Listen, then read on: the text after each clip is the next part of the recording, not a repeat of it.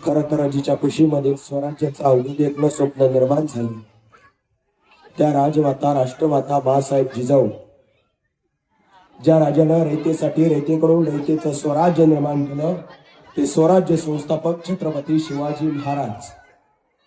हातामध्ये तलवार घेऊन माणसं कापून स्वराज्य निर्माण होत नाही, तर त्या काळातलं सर्वात मोठं ज्ञान आपल्या अंगी येणे जरुरी आहे. म्हणून वयाच्या 14व्या वर्षी बुधभूषण सारखा अवघड ग्रंथ लिहिणारे स्वराज्याचे दाखले धनी छत्रपती संभाजी महाराज आणि ज्या थोर आद्य क्रांतिकारकांनी या महाराष्ट्राच्या मातीसाठी रक्त सांडलं, अशा थोर आद्य क्रांतिकारकांना खऱ्या अर्थानं विनम्र अभिवादन करतो. आपल्या या सरणी गावामध्ये छत्रपती शिवाजी महाराजांचा उत्सव आम्ही खऱ्या अर्थानं साजरी करतो.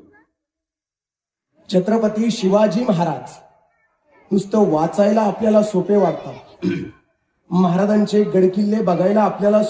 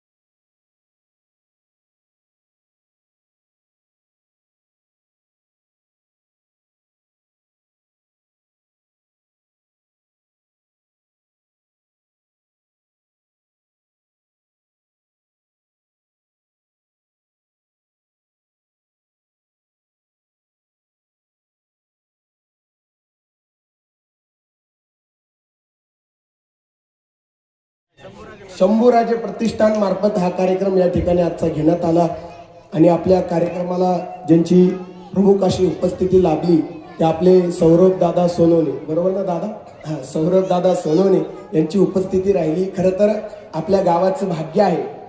आज सर्वात पहिले आपल्या बीड जिल्ह्याचं नेतृत्व आपले बाप्पा करतायत, बजरंग बाप्पा सोनवणे.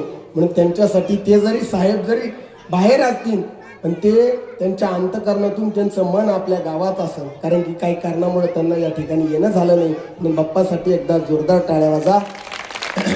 कारण की संपूर्ण आपल्या बीड जिल्ह्याचं नेतृत्व करणारा असा युवक आणि मार्गदर्शक असणारे बाप्पा आपल्या गावाला मिळले, नव्हे ते आपल्या गावातले. म्हणून आपल्या माणसाविषयी, आपल्या बाप्पाविषयी आपल्याला आदर असलाच पाहिजे.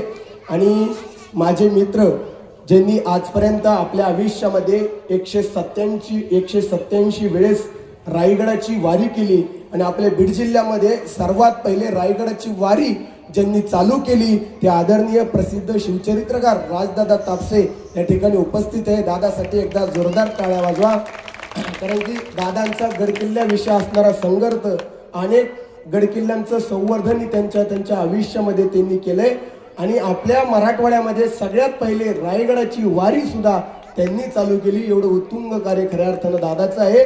दादाने आत्ताच पुण्यामध्ये मोठा शिवाजी महाराजांच्या जयंतीनिमित्त सप्त्याचं आयोजन केलं. 17 तारीखला माझं कीर्तन त्या सप्त्यामध्ये होतं. खूप मोठा सप्ताह केलता. म्हणून दादाचं एकदा तुम्ही या ठिकाणी आले, तुमचं सुद्धा मनपूर्वक धन्यवाद व्यक्त करतो. आणि तुम्ही सर्वांनी मला या ठिकाणी बोलवलं, तुमच्या सर्वांच्या चरणावरती नतमस्तक होतो. आणि मी माझ्या व्याख्यानाला सुरुवात करतो. खरं तर छत्रपती शिवाजी महाराजांचं नाव जेवढं सोपं आहे तेवढं या राजाचं कर्तृत्व सोपं नव्हतं. या राजाच्या नावामध्ये काय ताकद आहे सांगून जातो बघा. एकदा कर्मवीर भाऊराव पाटलांना एकदा एक महाविद्यालय खोलायचे होते. महाविद्यालय खोलवण्यासाठी कर्मवीर भाऊराव पाटलांकडे पैसे नव्हते. कर्मवीर भाऊराव पाटलांना वाटलं अरे जर गोरगरिबाची पोरं शिकणार असेल आणि त्याच्यासाठी आपल्याला देणगी मागायची वेळ पडत असेल तर आपण गावागावामध्ये जाऊ. कर्मवीर भाऊराव पाटील गावागावामध्ये जायचे, एक एक रुपया गोळा करायचे. एक एक रुपया गोळा केल्याच्या नंतर त्या शाळेच्या बांधकामासाठी लावायचे. ह्या सगळे चालू असताना एका व्यापाऱ्याचं पत्र त्यांना आलं. त्या पत्रामध्ये असं होतं, कर्मवीर भाऊराव पाटील तुम्हाला वाटत असेल ना ऊसतोड मजुराची पोरं शिकावीत, गोरगरिबांची पोरं शिकावी, त्याच्यासाठी तुम्हाला वाटतं शाळा बनली पाहिजे, महाविद्यालय चालू झालं पाहिजे असं वाटतं ना. कर्मवीर भाऊराव पाटील तुम्ही माझ्याकडे या, मी तुम्हाला ₹1,00,000 धनादेश देतो. कर्मवीर भाऊराव पाटलांना वाटलं अरे शेतकरी पोरं शिकणार आहेत, गोरगरिबाची पोरं शिकणार आहेत, त्याच्यासाठी जर आपल्याला ₹1,00,000 धनादेश जर मिळत असेल तर मी नक्कीच घ्यायला तयार आहे. कर्मवीर भाऊराव पाटील त्या व्यापाऱ्याकडे जातात. व्यापारी त्यांच्या हातामध्ये ₹1,00,000 धनादेश ठेवतो आणि सांगतो, कर्मवीर भाऊराव पाटील आज तुमच्या हातामध्ये ₹1,00,000 धनादेश मी ठेवला आहे, उद्या गरज लागली तर परत मागा, फक्त माझी एक छोटीशी आट आहे.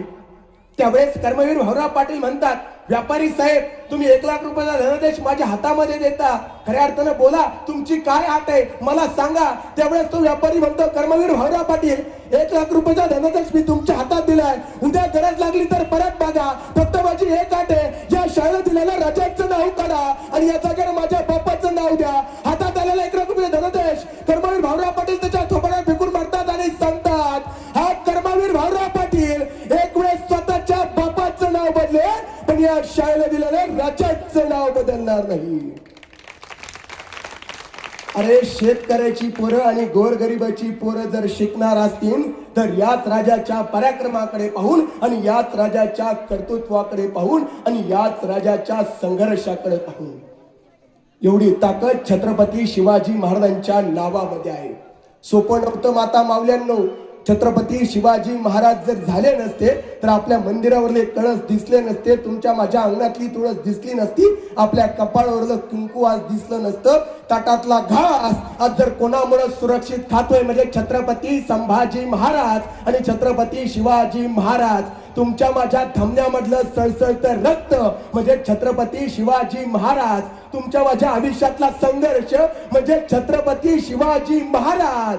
पण तुम्ही आम्ही आज छत्रपतींना ओळखू शकलो नाही ही तुमच्या माझ्या महाराष्ट्राची सगळ्यात मोठी शोकांतिका आहे. काल छत्रपती शिवाजी महाराजांची जयंती झाली. माझं व्याख्यान काल गडचिरोली जिल्ह्यामध्ये चंद्रपूर जवळजवळ होतं.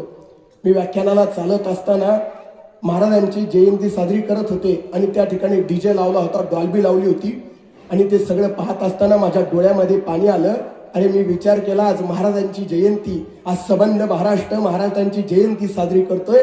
पण त्या ठिकाणी मी एक दृश्य बघितलं, महाराजांच्या पुतळ्या पुढं डॉल्बी लावली होती, डॉल्बी पुढं अनेक तरुण नाचत होते, तोंडामध्ये होता गुटखा आणि पोरं दारू पिऊन मदमस्त झाली होती आणि धिंगाणा घालीत होती. हे सगळं बघितल्याच्या नंतर माझ्या डोळ्यामध्ये पाणी आलं. मी विचार केला अरे राजा जगला 50 वर्षाचं आयुष्य, पण 50 वर्षाच्या आयुष्यामध्ये राजांच्या ओठाला कधी दारूचा स्पर्श झाला नाही, राजांच्या ओठाला कधी गुटख्याचा स्पर्श झाला नाही.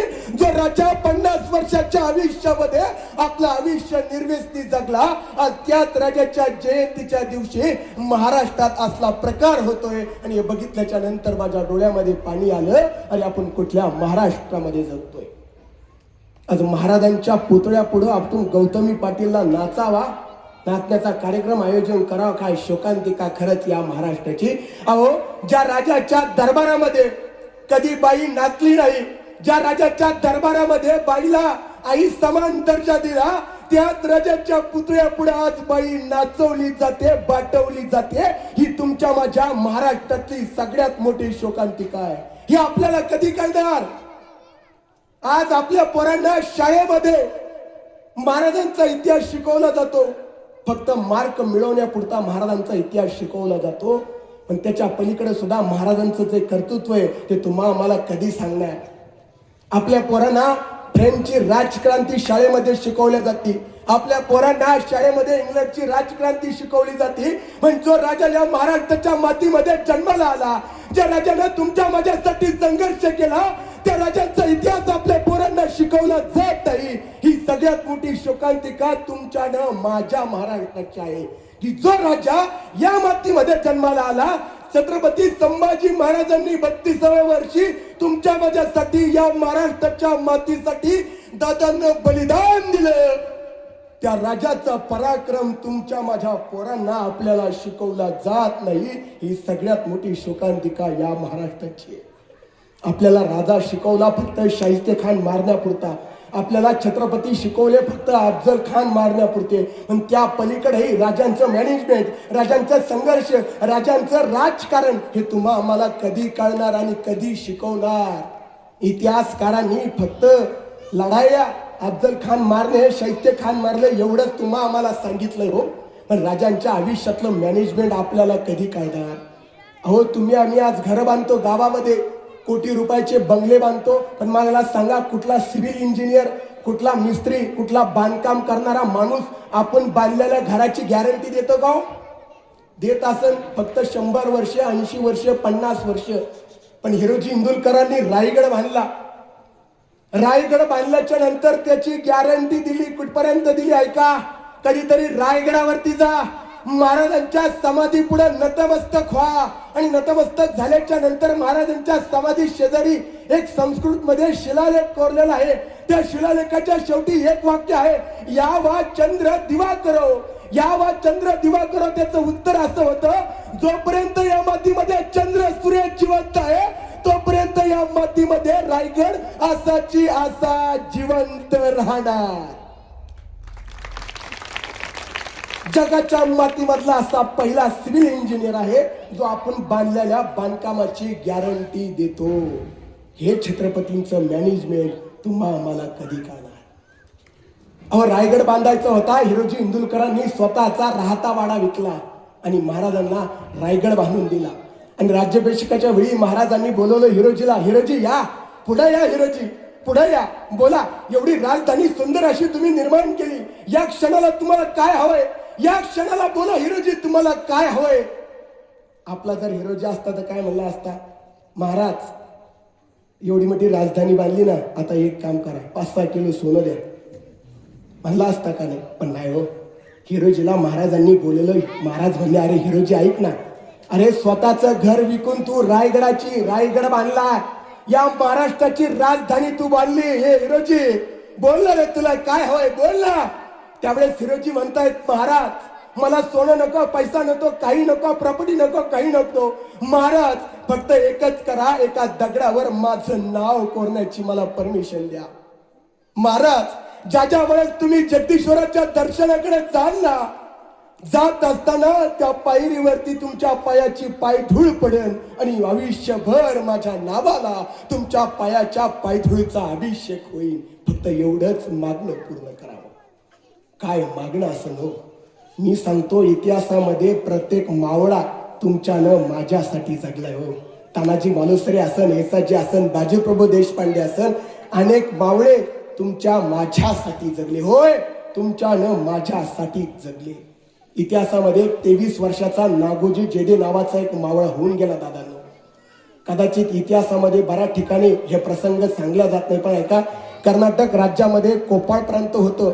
त्या कोपाळ प्रांतामध्ये आदिलशाहीचा एक सरदार होता, त्याचं नाव होतं मियान खान हुसेन. हा मियान खान हुसेन कर्नाटक मधल्या कोपाळ प्रांतातल्या शेतकऱ्यांना त्रास द्यायचा, त्यांच्या पिकामधून घोडे चालवायचा, त्यांच्या बायका आरबाला लावून विकायचा, खुलेआम अत्याचार आया बहिणीवरती चालला होता. कर्नाटकातले सगळे शेतकरी हवालदिल झाले. सगळ्यांनी विचार केला, अरे जगायचं कोणासाठी?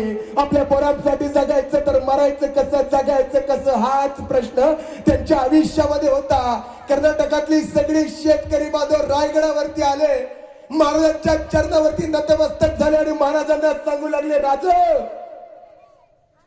कर्नाटकामध्ये आमच्या कोपाळ प्रांतामध्ये तर आदिलशाहीचे सरदार हौदास घालतायत, सोन्यासारखं पीक मातीमध्ये बुडवतायत. राज काहीतरी करा. राज गाव आज वाचायला तयार नाही. राज काहीतरी करा. त्यावेळेस महाराजांच्या शेजारी हंबीरराव होते आणि तिथंच होता नागोजी जेदे. दादांनो, तुमच्या माझ्यासारखा त्याचं वय होतं फक्त 23 वर्ष. अंगाची हळद देखील फिटली नव्हती त्याची. त्याला 14 वर्षाची गोदूबाई नावाची बायको होती. ऐका दादांनो, ऐका, तुमच्या माझ्यासाठी कसा आहे नागोजी जेदे गेला. ऐका, ती 14 वर्षाची त्याला गोदूबाई नावाची बायको होती. महाराजांनी सांगितलं, हंबीरराव आत्ताच्या आता ताबडतोब त्या कोंपाळ प्रांतामध्ये जा आणि त्या हुसेनचा बंदोबस्त करा. आणि या सेनेमध्ये 23 वर्षाचा नागोजी जेदे दादांनो शामिल झाला. निघाला तुमचा माझा नागोजी जेदे तुमच्या माझ्या लेकरांचं भविष्य वाचवण्यासाठी, तुमचा माझा महाराष्ट्र वाचवण्यासाठी, आपल्या आया बहिणींच्या कपाळावरलं कुंकू सुरक्षित राहण्यासाठी एक 23 वर्षाचं पोरग रायगडावरून घोड्यावरती टाप टाकली आणि निघालं कर्नाटक राज्यामध्ये. या भारताला वाचवण्यासाठी, असंख्य शेतकऱ्यांना वाचवण्यासाठी निघालं एक 23 वर्षाचं पोरग आणि पोहोचलं कर्नाटक राज्यामध्ये कोप्पळ प्रांतामध्ये. आणि तो आदिलशाहीचा सरदार दिवसा ढवळ्या तुमच्या माझ्या आया बहिणींना बाटवायचा, अत्याचार करायचा, शेतकऱ्याच्या पिकामधून घोडे पळवायचा. सगळे शेतकरी रडू लागले. तेवढ्या त्या 23 वर्षाच्या नागोजी जेदेचं सैन्य, तिकडून मियान खानचं सैन्य, तब्बल युद्ध झालं. हा 23 वर्षाचा नागोजी जेदे एवढा पराक्रम करू लागला, त्या मियान खान हुसेनचं तब्बल अर्धचे अर्ध सैन्य संपवलं. तो मियान खान हुसेन म्हणू लागला, इस लडके का अभी बंदोबस्त करो. आत्ताच्या आता त्या पोराचा काहीतरी बंदोबस्त करा, काहीतरी त्या पोराचा बंदोबस्त करा. अरे वाऱ्यासारखा भाला चालवतोय, अरे वाऱ्यासारखी तलवार चालवतोय, त्याचा काहीतरी बंदोबस्त करा. हा नागोजी जेदे घोड्यावरती बसलेला होता आणि मियान खान हत्तीमध्ये बसलेला होता. मियान खाननी आपल्या भात्यातून एक बाण काढला आणि तुमचा माझा नागोजी घोड्यावरती बसलेला होता. त्याच्या भाल्यानं अनेक दुश्मनांना तो मारत होता. तेवढ्यात त्या मियान खाननी आपल्या भात्यातून एक बाण काढा आणि सुई दिशी नागोजी जेदेच्या दिशेने तो बाण सुई सुई करीत माझ्या नागोजी जेदेच्या कंठामध्ये शिरला आणि त्याचा बाण कंठामध्ये शिरला. कंठातून आरपार झाला, नागोजी मातीमध्ये पडला. श्वास उडाला शेवटचा. नागोजी सांगता झाला, अरे मी तुमच्यासाठी, आपल्या राज्यासाठी, आपल्या देशासाठी शहीद झालोय. नागोजी सांगत गेला. आणि त्या सैन्यामध्ये त्याचे वडील सर्जेराव जेदे होते. सर्जेराव जेद्यांनी बघितलं आपलं पोरग असं रक्ताच्या थारोळ्यात. बघितल्याच्या नंतर त्याचं मुडकं आपल्या मांडीवरती घेतलं आणि बाप म्हणू लागला, पोरा, अरे धन्य झाली माझी कूस, तुझ्यासारखा पोरगा माझ्या पोटी जन्माला आला. आपल्या प्रत्येक बापाला वाटलं पाहिजे, आपल्या इथं बसलेल्या प्रत्येक बापाच्या पोराला वाटलं पाहिजे की माझ्या पोराने माझ्या पोटी जन्म घेऊन माझी कूस पवित्र केली. पोरांनो, आपल्या प्रत्येक बापाला आणि प्रत्येक आईला वाटलं पाहिजे की माझ्या पोटी माझ्या पोरानं जन्म घेऊन खऱ्या अर्थानं माझी कूस पवित्र केली. आपल्या बापाला वाटलं पाहिजे, अरे माझ्या पोटी वाघ जन्माला आला, कुत्राणो हे वाघ जन्माला आला, असं तुमच्या प्रत्येकाच्या बापाला वाटलं पाहिजे. त्या दिवशी तुमच्या आयुष्यातली जयंती साजरी झाली. दादा, त्या दिवशी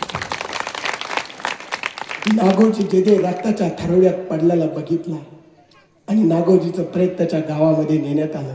गावच्या वेशीवरती त्याच्या बायकोला वाटलं माझा नवरा विजयी होऊन परत आला. ती ओवाळण्यासाठी पुढे गेली. ताट सनई निरंजनी घेऊन पुढे गेली. बघावं तर काय, आपलं कुंकू संपलेलं आहे, माझा नवरा गेलेला आहे. त्या 14 वर्षाच्या गोदूबाईने बघितलं आपलं कुंकू आता संपलं. आता आपण कोणासाठी जगावं, आता आपण सुद्धा आपलं संपवायचं. त्या 14 वर्षाच्या गोदूबाईनं अग्नीमध्ये उडी टाकली, ती सती गेली. आता ऐका, 23 वर्षाचा नागोजी जेदे आणि 14 वर्षाची गोदूबाई ऐन तारुण्यामध्ये त्यांनी त्यांचा संसार संपवला. कशासाठी? तुमचा माझा संसार व्यवस्थित चालावा म्हणून ऐन तारुण्यामध्ये त्यांनी त्यांचा संसार संपवला. मातीमध्ये मिसळला नागोजी जेदे. तुमच्यानं माझ्यासाठी 14 वर्षाची पोरगी सती गेली. तुमच्यानं माझ्यासाठी अनेक मावळ्यांनी स्वतःचा रक्ताचा थेंब न थेंब दादांना तुमच्या माझ्यासाठी वाहिलाय. या महाराष्ट्राच्या मातीसाठी व्हायला हे तुम्हा आम्हाला कधी कळणार? तुम्हा आम्हाला छत्रपती शिवाजी महाराज आपले मावळे कधी करणार हो? नाही हो, सोपं आयुष्य त्यांच्या वाट्याला नव्हतंच. छत्रपती शिवाजी महाराजांच्या वाट्याला घनघोर असा सह्याद्री आला. त्याग, संघर्ष, रक्तच फक्त वाट्याला आलं. या राजानं स्वतःचा संसार कधी केला नाही हो. 5 सप्टेंबरला महाराजांची सगळ्यात आवडती साईबाई निंबाळकर यांची पत्नी वारली महाराजांची. आता ऐका, सप्टेंबर महिन्यात महाराजांची सगळ्यात आवडती पत्नी गेली महाराजांना सोडून, साईबाई निंबाळकर. पण महाराज रडत बसले नाही. आणि अवघ्या सप्टेंबर, ऑक्टोबर, नोव्हेंबर महिन्यामध्ये या महाराष्ट्रावर अफजल खान चालून आला. महाराज आपल्या घरातलं दुःख विसरले आणि तुमच्या माझ्यासाठी अफजल खान मारण्यासाठी महाराज निघाले. म्हणून छत्रपती शिवाजी महाराजांनी तुमचं माझं आयुष्य सोपं व्हावं म्हणून स्वतःच्या संसाराचा त्याग केला. तो राजा तुम्हा आम्हाला कधी कळणार? तानाजी मालुसरे सिंहगडावर स्वतःच्या मुलाच्या लग्नाची पत्रिका घेऊन आलते. दादांनो ऐका, जगातला असा पहिला बाप आहे तानाजी मालुसरे, जो स्वतःच्या मुलाचं लग्न डावलतो आणि तुमच्या माझ्यासाठी सिंहगडाचं कोंढाण्याचं लग्न करतो. महाराज राजगडावरती बसले होते आणि तेवढ्यात तानाजी मालुसरे राजगडावरती आले मुलाच्या लग्नाची पत्रिका घेऊन. आणि महाराजांना म्हणतायत, महाराज अवघ्या 2 दिवसामध्ये माझ्या पोराचं म्हणजे रायबाचं लग्न आहे, महाराज तुम्हाला लग्नाला यावं लागतंय. महाराज कुठल्या तरी विचारामध्ये होते. तानाजी मालुसरे म्हणतायत, महाराज लग्नाला यावं लागतं. तसं महाराज म्हणतायत, ताना आला असतं रे गड्या, पण शेजारी जो कोंढाणा दिसतोय ना त्याच्यावरती स्वारी करायची. तो आपला स्वराज्यात आला म्हणून प्रयत्न आहे रे माझा. कारण की तो उदयभान राठोड आपल्या हिंदूंची, आपल्या आया बहिणीची दिवसा ढवळ्या कत्तल करतोय रे. आक्रोश माजलाय त्यांनी स्वराज्यामध्ये. आला असतं गड्या, पण कोंढाणा घ्यायचं म्हणतोय. आणि बघा, मुलाच्या लग्नाची पत्रिका घेऊन आलते हो तानाजी मालुसरे. हातामध्ये मुलाच्या लग्नाची पत्रिका आहे. तानाजी मालुसरेने स्वतःच्या मुलाच्या लग्नाची पत्रिका जमिनीमध्ये फेकले, हातामध्ये बेल भंडार घेतला आणि तानाजी मालुसरे सांगू लागले, राजा आधी लगीन कोंढाण्याचं आणि मग माझ्या रायबाचं. तानाजी मालुसरेचे कोंढाण्याचं लग्न करायला गेले दादांनो, ते स्वतःच्या मुलाचं लग्न करायला परत आलेच नाही. अहो नसतं का एखादा म्हणला असता, महाराज ऐका ना, अहो माझ्या एकुलते एक मुलाचं लग्न आहे, येड्यावानी काय करताय तुम्ही? मी नाही जात या मोहिमेवरती, दुसरं कोणाला तरी पाठवणार. 2 लाखाचा डीजे लावलाय मुलाच्या लग्नाला, 2 टेम्पो दारू आणली, गावाला पाजून धिंगाणा घालायचाय. मी नाही जात. महिला मंडळाचं आयोजन केलंय, महिला मंडळासाठी पैठण्या आणल्यात घरी. असं काय करताय? मी नाही जात. असं जर तर